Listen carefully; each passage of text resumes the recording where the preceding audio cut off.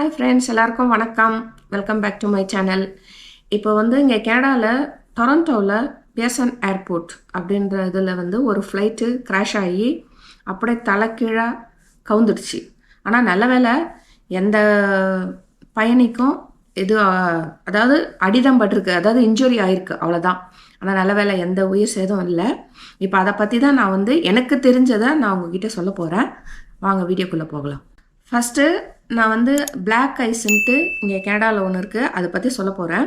அது என்னென்னா, இந்த ஸ்னோ பெய்யுது இல்லைங்க. ஸ்னோ இந்த வாட்டி கனடாவில் எல்லா ப்ராவின்ஸ்லையும் எக்கச்சக்கமாக ஸ்னோ பெஞ்சிருக்குது.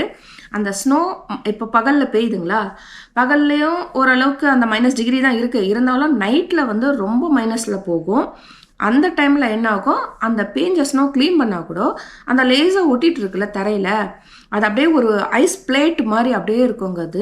அதுதான் பிளாக் ஐஸ்ன்னு சொல்லிட்டு சொல்லுவாங்க இங்கே. அதில் நம்ம காரை ஓட்டிகிட்டு போனாலே ரொம்ப கஷ்டம். இதில் ஃப்ளைட்டு எப்படி இருக்கும்? இப்போ நான் சில ஆக்சிடெண்ட்ஸை காமிக்கிறேன். இந்த பிளாக் ஐஸில் சாதா கார் ஓட்டுறதே பாருங்கள், கார் அப்படியே எப்படி நல்லா அப்படியே ரவுண்ட் அடிக்குது. ஒரு பிரேக் பிடிச்சா இன்னும் ரொம்ப மோசங்க. பிரேக் பிடிச்சா கூட ஸ்டக்கு நிற்காது, அது பாட்டுன்னு போயினே தான் இருக்கும். இப்போ காருக்கும் ஃப்ளைட்டுக்கும் என்ன சம்மந்தம், என்ன சொல்ல வரேன்னு கேட்குறீங்களா? இப்போ காரே ஒரு ஓரளவுக்கு சின்ன வண்டி தான். அந்த காரே அந்த பிளாக் ஐஸில் கண்ட்ரோல் பண்ண முடியாமல் சில டைம் அப்படியே போயிட்டு ஸ்னோவில் அப்படியே நம்ம ஊரில் அந்த வடிவேலு சொல்லுவாங்களே, அந்த மாதிரி கருப்பாம்பூச்சி மாதிரி கவுத்து வச்சுக்கிறாங்க. அந்த மாதிரி எவ்வளோ வண்டிங்க ஆக்சிடெண்ட் ஆகி கவுந்து நிறைய டேமேஜ் ஆகிருக்குது.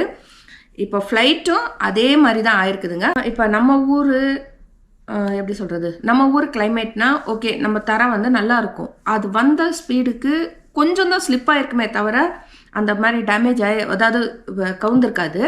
இங்கே அந்த ரன்வேல அந்த பிளாக் ஐஸ் இருக்குன்றதுனால அது என்ன ஆயிடுச்சு, அதுவும் கொஞ்சம் ஹார்ஷாக வேற லேண்ட் பண்ணியிருக்காங்க நல்லா.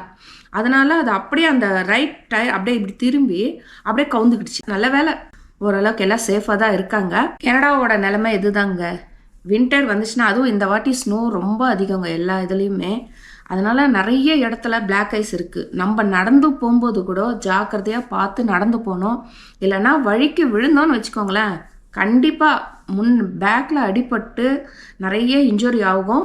ஏன்னா எனக்கே பர்சனலாக அந்த மாதிரி ஆயிருக்கு. 3 தடவை நான் வழிக்கு விழுந்திருக்கிறேன்.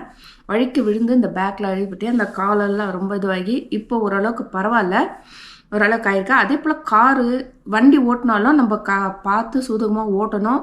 கனடாவோட நிலைமை வின்டர்ஸ் டைமில் வந்தால் நம்ம எவ்வளோ ஜாக்கிரதையாக இருக்கணும் அவ்வளோ ஜாக்கிரதையாக இருக்கணும். இந்த சில டைம் எக்ஸ்ட்ரீம் கோல்டு வார்னிங் வரும். அந்த டைமில் நம்ம ப்ராப்பராக ட்ரெஸ் போட்டுட்டு போகணும். கையில் 2 க்ளவுஸ் இருக்கணும் கண்டிப்பாக. ஒரு மெலிசாக ஒரு க்ளவுஸு, அதுக்கு மேலே ஒரு பெரிய க்ளவுஸு.